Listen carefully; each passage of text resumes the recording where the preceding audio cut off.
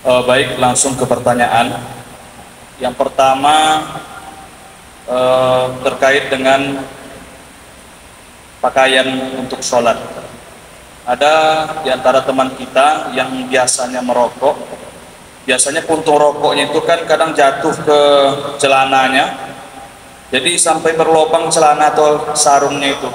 Jadi ukuran seberapa dikatakan sarung atau celana itu bolong sehingga celana dan sarung itu tidak bisa dibawa untuk sholat.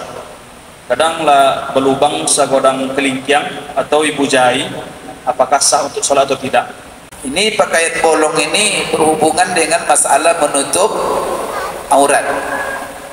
Di menutup aurat ini sepakat ulama mengatakan, tapi ada juga perbedaan di sana. Menutup aurat ini menurut pendapat yang kuat di antara pendapat ulama adalah merupakan syarat sah salat. Apalagi mazhab Syafi'i itu didasarkan kepada firman Allah, ya bani Adam khudhu zinatakum inda kulli masjid. Hai manusia, anak Adam, pakai pakaianmu yang terbaik ketika kamu sholat. Dan juga hadis yang sahih dari Rasulullah yang diriwayatkan Imam Abu Daud, la yaqbalullahu salata haidin illa bi khimar. Rasulullah SAW bersabda, Allah tidak menerima salat seorang wanita kecuali dengan menutup aurat. Khimar itu dengan jilbabnya. Ini di dalam kitab Al-Majmu', Imam Nawawi menjelaskan berbagai pendapat ulama, mazhab-mazhab ulama. Maka begitu ya, kalau imam ulama atau menjawab masalah, apa hukum ini Syekh? Tidak ada dalam kitab itu. Oh, kalau ini tanya sunnah begini, tidak begitu. Tidak ada dalam kitab begitu.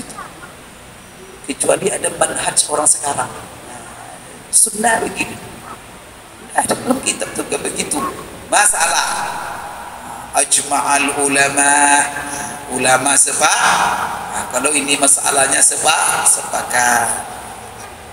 Kalau ini masalahnya mereka berbeda mereka kepada 4 mazhab yang pertama begitu, tidak ada langsung sunnah.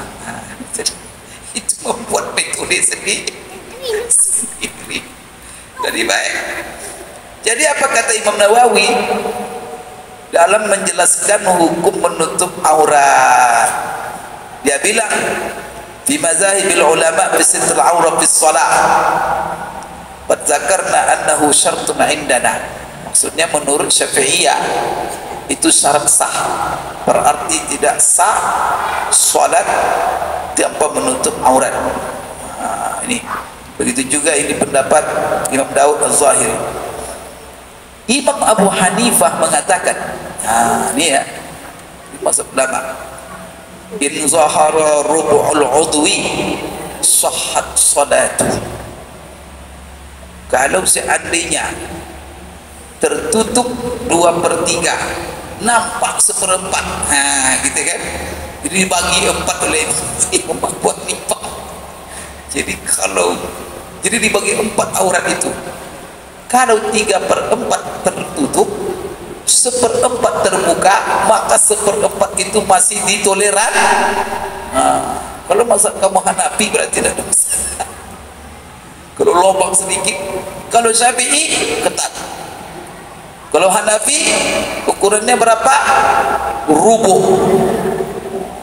Itu 1/4. Ini in zahara rub'ul udu sahhat salatuhu wa in zada lam tasih. Berarti ukurannya 1/4. Kalau bertambah lebih tidak boleh. Sama juga dia selalu rubuh menyapu kepala. Berapa ukurannya menurut Hanafi? Maka menurut Hanafi menyapu kepala itu wajibnya cuma sebagian. Syafi'i juga sebagian. Kalau Maliki seluruhnya, Hambali juga seluruhnya.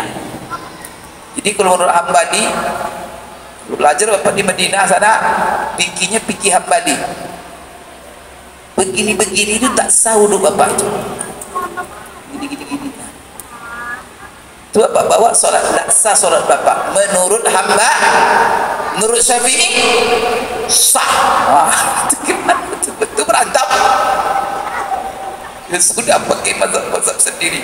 Jangan pedulikan mazhab orang. Amalkan aja. Ini ada orang maksa-maksakan.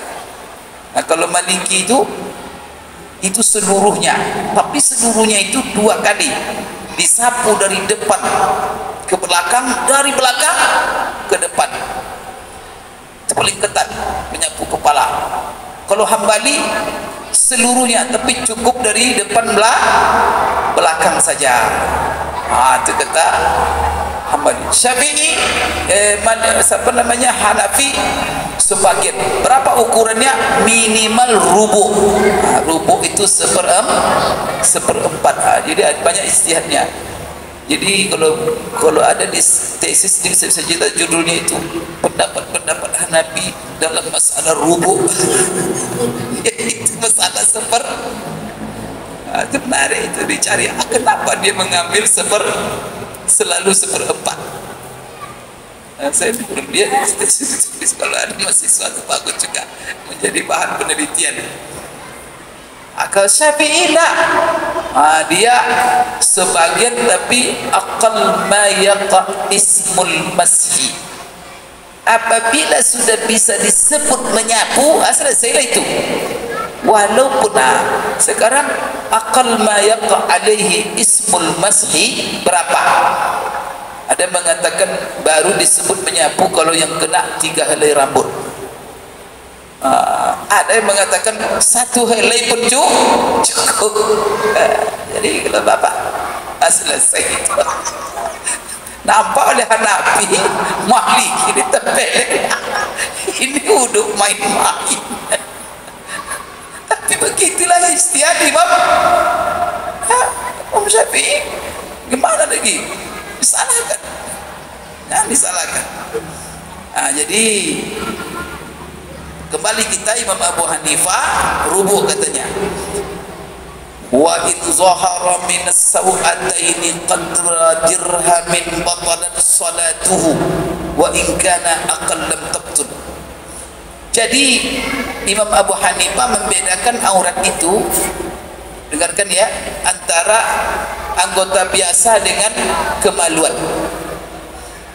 Dibedakannya. Kalau anggota selain kemaluan kan aurat kan sampai ke lutut dari pusar. Kalau seandainya ada satu paha, seperempat dia terbuka, itu masih ditoleransi. Tapi kalau untuk kemaluan itu hanya boleh terbuka 1 kadar dirham, uang koin.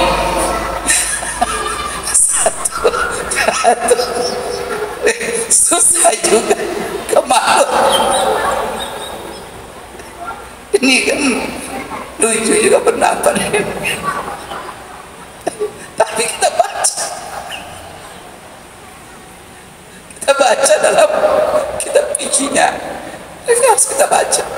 Jadi mau dibab kalau kemaluan nampak 1 dirham, kalau kurang dari 1 dirham lah masalah. Mungkin uang 50 perak masalah. Beda dengan 100. Kalau pikirin lucu Bapak Ibu, tapi bagaimana itu istihad?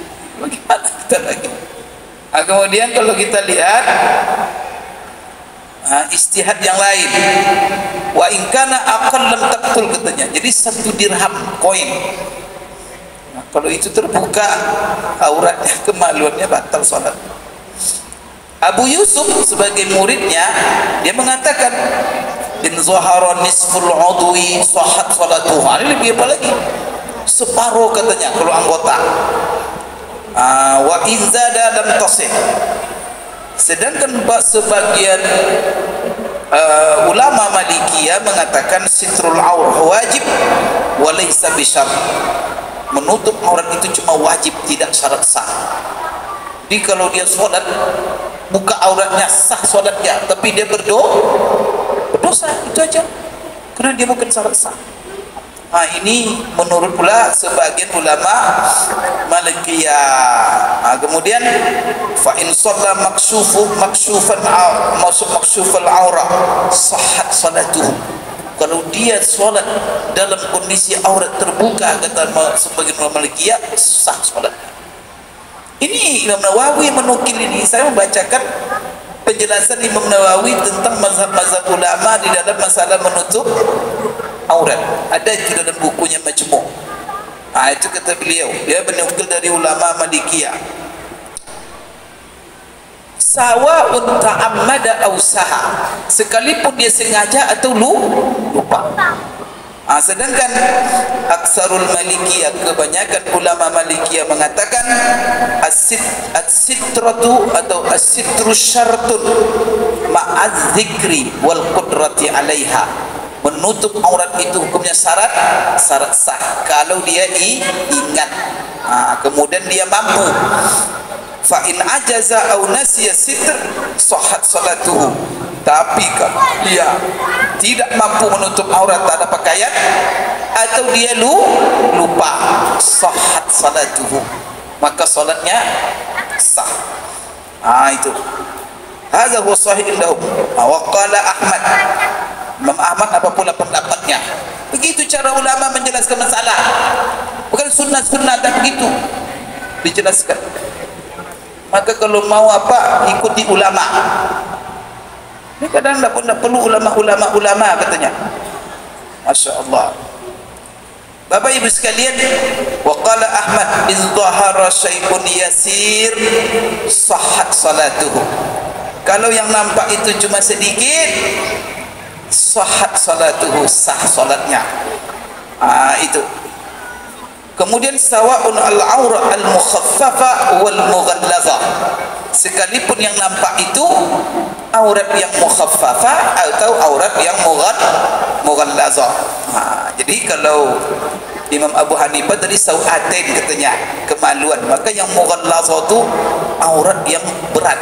Ada aurat ringan. Maka Imam Ahmad membagi aurat itu, ada aurat berat, ada aurat ringan. Kalau aurat berat itu apa? Sawatain tadilah. Itu aurat mughallaza itu. Kalau seandainya terbuka sedikit, tidak ada masalah katanya. Daliluna annahu sabata wujubu sitr bi hadis Aisyah wala farqa bainal rajuli wal mar'a wa idza sabata sitr iqtada jami'il awra fala yuqbal takhsisul bab illa bi dalilin zahir. Jadi kalau di dalam mazhab Syafi'iyah itu adalah syarat sah. Cuma saja dalam mazhab Syafi'iyah kalau dia nampak dan itu sengaja, walaupun sedikit batal solatnya. Kalau itu sengaja.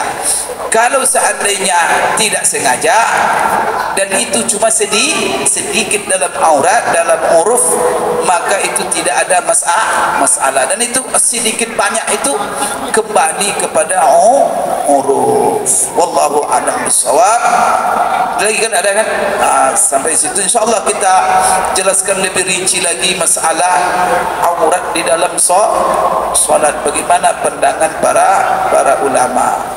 Kemudian juga ulama mengatakan aurat yang boleh terbuka itu dari mana? Maka semua mengatakan dari samping, dari depan, samping kiri, samping kanan, dari atas. Tapi kalau dari bawah itu tidak masalah. Banyak bapak pakai sarung, sholat di atas terbuka orang itu. Ya enggak? Orang kan sholat di atas pondok, kemudian pondoknya jarang-jarang, dia tidak pakai celana, jadi lewat orang di bawah, kenapa? Batas sholat enggak? Enggak batas. Dari bawah tidak masuk. Dan itu dibahas oleh ulama. Subhanallah. Yang bapak bilang ini sebatas sholat, tadi lewat. Karena ada sekarang di YouTube itu anak-anak melihat aurat sedang sholat, tapi dari bawah.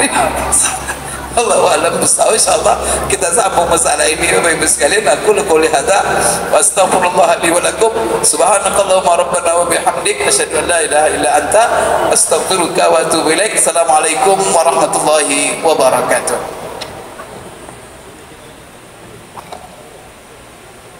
Tes. Insyaallah tabligh